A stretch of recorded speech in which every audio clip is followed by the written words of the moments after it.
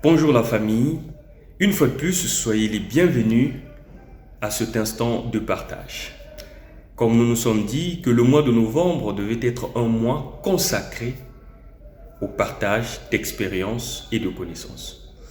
Et je pense bien que hier, j'ai publié une vidéo dans laquelle j'ai fait une introduction en ce qui concerne le partage. Et bien dans cette vidéo, je vais poursuivre.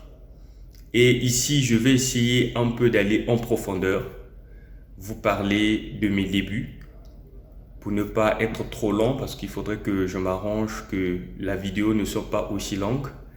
Ce que j'ai fait hier, en tout cas, c'était presque 20 minutes, en tout cas, c'était débordé. Donc, je vais m'arranger à ce que le nombre de minutes soit équilibré. Et bien, comme je l'ai dit hier, je vous ai parlé de mon parcours, je me suis présenté hier. Et vous le savez très bien que actuellement je suis responsable commercial, interprète international au même moment. J'ai eu des retours, il y a des gens qui m'ont écrit inbox me posant des questions, comment est-ce que j'ai fait pour devenir interprète international. Je vais essayer de répondre à cette question dans cette vidéo. Mais avant de parler d'interprète international, il fallait d'abord passer par les étapes les plus importantes ou les étapes primaires, celle d'apprendre les langues. Je vous ai dit que j'ai une grande passion pour les langues étrangères. Alors, mon aventure avec les langues commence très tôt depuis le collège, plus précisément en sixième. Pourquoi? Parce que déjà, quand j'ai eu mon premier diplôme, qui n'est autre que le CP, il fallait que j'aille au collège, ok? C'est que ma maman a toujours eu ce désir d'apprendre la langue anglaise. En fait, c'est le rêve de ma mère ou encore le rêve de mon père. Mon père aussi, lui aussi, voulait parler la langue anglaise ou encore parler les langues étrangères. Alors, quand j'ai eu mon CP, ma maman a décidé à ce que je puisse apprendre l'anglais. Et pour elle, elle s'était dit, ben, tiens, rester seulement à l'école ou encore se contenter des enseignements de l'école, ça ne serait pas vraiment facile que tu t'en sortes. Donc, je partais à l'école et puis je partais dans les centres de formation. Et quand je partais dans le centre de formation, vous savez, ça n'a pas été facile au début. J'ai eu vraiment des difficultés, Et pour moi, c'était quand même étrange d'apprendre une langue qui n'était pas parlée dans mon pays. Donc c'était parmi les difficultés que j'ai rencontrées dans ce domaine-là. Mais il fallait se donner, il fallait apprendre, il fallait comprendre. Au début, je ne comprenais pas d'abord l'utilité. Pourquoi? Parce que pour moi, c'était un rêve d'une autre personne que je voulais réaliser. Donc, le rêve de ma maman.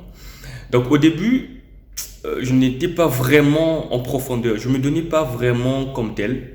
Mais il fallait que j'apprenne. Parce qu'en tant qu'enfant, il fallait obéir à sa maman. Et c'est parti de là. Donc, la sixième, j'ai appris.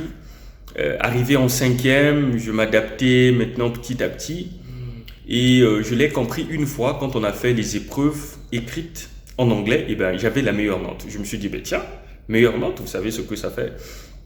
C'est par là que j'ai compris que ce que je faisais n'était pas une perte de temps. Donc il fallait que je puisse approfondir. C'est là où j'avais entamé avec les clubs d'anglais dans ce temps. Il fallait aller ci et là, bien que jeune. Fallait chercher la connaissance. En fait, pour moi, je me disais, faudrait que je maîtrise cette langue jusqu'à ce que cette langue devienne pour moi comme une langue maternelle. Et c'était le défi que je m'étais lancé. Et c'était l'objectif le plus grand que j'avais en ce temps. Donc, j'ai commencé à côtoyer les gens qui étaient déjà dans ce monde. Dans le temps, nous avions un club qui était non loin de l'ambassade des États-Unis. Donc, il fallait de temps à autre se sacrifier. Des fois, je finis mes cours le matin, l'après-midi, je dois m'y rendre. Ou soit, si je vais fréquenter l'après-midi, le matin, je m'y rends. Et ben, c'était comme cela. Une fois arrivé en quatrième, en tout cas, j'avais déjà les bases et j'étais déjà assis. Et ça faisait en sorte que même quand le prof expliquait en cours, si les autres ne comprenaient pas, il m'appelait pour intervenir afin d'expliquer avec les mots les plus... comment dirais-je, les plus simples pour faire comprendre aux autres.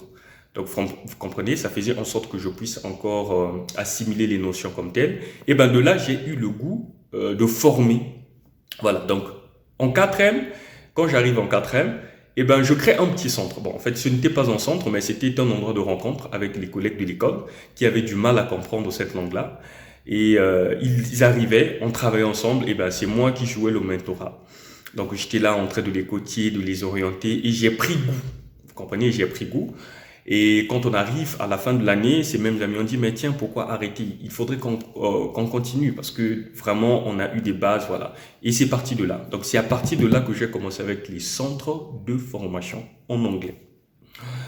Et une fois que j'ai eu mon BPC, mon brevet d'études du premier cycle, je vais au lycée. Et ben, je continue avec ce parcours. Et je travaillais à tel point vous ne pouvez pas imaginer. Et parmi les sacrifices que j'ai faits dans l'apprentissage de la langue anglaise, c'est que j'ai pu lire un dictionnaire. Je sais ce que je dis, je ne suis pas là pour mentir, Dieu m'est témoin. Que j'ai lu un dictionnaire de près de, je crois en ce temps, c'était quelque chose de 50 000 mots, à moins que je me trompe, mais un dictionnaire volumineux. Je l'ai lu en un seul jour. En un seul jour. Eh bien, ça a commencé comment? Une fois, je revenais de l'école. Là, c'était en 4e, oui. Je revenais de l'école, j'étais avec mes amis, vous savez, les amis avec lesquels je travaillais à la maison. Donc, pour eux, ils disaient que j'étais un dieu dans ce domaine. Mais c'était une erreur grave. Alors, en rentrant, on rencontre un monsieur en route, parce qu'on était en train de parler un peu en anglais, s'amuser et tout, question de pratiquer. Le monsieur, en ce temps, il travaillait à l'ambassade des États-Unis. Et ben, c'est lui qui m'a encore donné le goût de la langue. On se rencontre, finalement, il écoute, on parlait un peu en anglais, tout ça. Bon, ce n'était pas trop ça par rapport à son expérience. Eh ben, il nous appelle en anglais. On dit, tiens, on arrive. Il nous posait maintenant des questions. Les amis, ils se sont dit, ben tiens, nous, on n'a pas une bonne connaissance, on a à peine des bases dans la langue, donc si tu veux parler avec quelqu'un, il faut parler avec lui. Finalement, il me pointe du doigt. Et bien, le monsieur me bombardait les questions. Il me posait des questions. Après un certain moment, je ne comprenais plus rien. Je dis, c'est le même anglais qu'il parle ou comment? C'est là où j'avais compris qu'il y avait des niveaux, des étapes en anglais. Vous savez, pour moi, jusque-là, j'apprenais juste des enseignements basiques. Or, lui, ce qu'il utilisait, c'était le concret, c'était la pratique. Et pour ce faire, vous savez, à un certain moment, je ne comprenais plus rien. Alors, je me suis posé des questions. J'ai dit, ben tiens, si c'est le même anglais qu'on parle, pourquoi quand il parle, moi, je ne comprends pas? Et moi, quand je lui pose des questions, il comprend facilement. Je me suis dit, il y a sûrement un problème. Et le problème était à mon niveau, pas de son niveau. Et puis, par après, on a causé en français. Je lui ai demandé conseil. Il m'a donné les conseils, les astuces que je devais mettre en place pour maîtriser cette langue. Et ben, quand je suis entré à la maison, pour moi, c'était comme une défaite, en fait. Je me suis dit, tiens, devant mes amis, je me suis fait humilié. Bon, en fait, je le disais de façon un peu personnelle. Pour moi, c'était comme une humiliation. Mais pas l'humiliation comme telle, mais c'était une façon de me montrer le chemin. Voilà. Et quand je rentre à la maison, je me suis lancé un défi. Mon frère, j'ai pris le dictionnaire. J'ai lu du matin au soir. J'avais même séché le cours ce jour-là. J'ai lu du matin au soir. J'ai commencé de la première page à la dernière page. Et je me rappelle très bien, j'ai dormi 2 jours. Ouais, parce que le cerveau était vraiment saturé. J'ai dormi pendant 2 jours. Pourquoi? Parce que j'avais cette soif. Je me suis dit, moi, je dois maîtriser. Or, l'erreur, je me disais que j'allais parler la langue en un seul jour. C'est quasiment impossible. Et puis, par après, quand je me lève, donc 2 jours, j'avais dormi quasiment presque 2 jours. Et puis, quand je me lève, en tout cas, je ne me sentais pas trop bien. Une fois qu'on arrive à l'hôpital, on me dit, ben tiens, tu dois faire au moins 1 mois, tu ne dois pas lire parce que ton cerveau, voilà, ceux qui sont spécialistes dans ce domaine-là, et il fallait arrêter. Mais vu que j'avais déjà cette soif, j'avais déjà déclenché ce combat en moi, je ne pouvais pas arrêter. D'après les dires du gars, donc le médecin, non, mais tu dois te reposer pendant 1 mois. J'ai dit, ben tiens, moi je suis élève, je dois aller à l'école. Oh oui, mais il faudrait plus que tu forces ton cerveau de peur que tu puisses t'affolir. J'ai dit, ah bon. Mais mon frère, le vin était tiré, il fallait le boire. Fallait que j'avance. Et après, je suis rentré à la maison. Vraiment, je me concentrais sur cette langue. Je m'étais dit, moi, je dois parler comme ce monsieur-là. Et c'est parti de là. J'ai fait des sacrifices qu'il fallait faire. J'ai travaillé par la grâce de Dieu, j'ai eu des amis qui étaient anglophones, avec lesquels on parlait et tout. Donc, c'est parti de là. Et puis, quand j'ai senti que j'avais quand même la maîtrise de la langue, je me suis dit, ben tiens, il fallait changer de niveau. Et ben, pour ceux qui apprennent les langues étrangères, ceux qui me suivent, c'est ce que vous devez faire. Dès lors que vous remarquez que vous avez déjà un niveau acceptable, lancez-vous dans un défi plus grand. Et bien, pour moi, le défi, ce n'était plus seulement apprendre, mais il fallait maintenant être dans un milieu où je devais tester ces connaissances-là. Est-ce que ce que j'ai appris est vrai ou ce n'est que de la théorie? C'est cela d'ailleurs l'erreur que beaucoup de gens commettent. Ils se disent qu'en apprenant un domaine, si on a beaucoup de théorie, donc ça suffit. Non, vous devez tester cela dans un domaine où ce que vous apprenez est pratique en fait. Donc dans le domaine où on utilise ce qui est pratique. C'est ce que je veux dire. Alors, moi je me suis dit, ben tiens, il faudrait que je puisse me fixer un défi plus grand qui devait encore surpasser les défis que je m'étais fixé avant. Et ben, il fallait que je trouve un milieu dans lequel où la langue devait être pratique pour moi. Et quand j'ai réfléchi, bien que j'avançais avec les enseignements, parce que moi-même j'apprenais et j'enseignais encore les autres. Pour moi, c'était une meilleure façon d'apprendre. Il fallait que je me lance dans le monde d'interprétariat. Je me lance dans le monde d'interprétariat en classe de 3e. Ça n'a pas été facile, mais je vous assure que c'était un défi que je devais relever. Alors, ça commence comment? Une fois, j'étais à la maison. Un ami vient me voir, on était en train de causer. Il y avait un chauffeur ce chauffeur, je crois que c'était la nuit, voilà. Donc, il avait conduit un étranger, et puis cet étranger avait oublié un sac avec ses documents, son passeport et toutes les pièces importantes dans ce sac-là. Et bien, le monsieur, c'était comme mon voisin. Donc, il avait garé le matin, au moment qu'il nettoyait, il a remarqué, il dit, mais moi, avec le monsieur, on fait comment? Finalement, il y avait le téléphone aussi du monsieur qui était dans le sac. Et le monsieur ne faisait qu'appeler. Finalement, à un certain moment, il se rend compte qu'il y avait un téléphone qui sonnait. Il le répond. C'est que le monsieur parlait en anglais.